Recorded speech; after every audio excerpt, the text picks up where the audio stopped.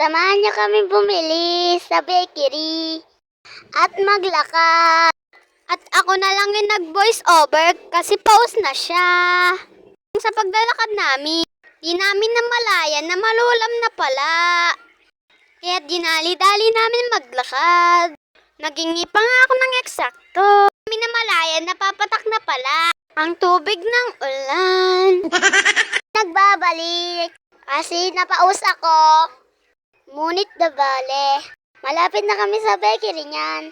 Kaya pinagbilisan na namin paglalakad upang di na umuwi ng basa. Dirito na po kami sa bahay. Hindi na nga namin pinakita ang nabili ng pagkain. Isa-isang na nga.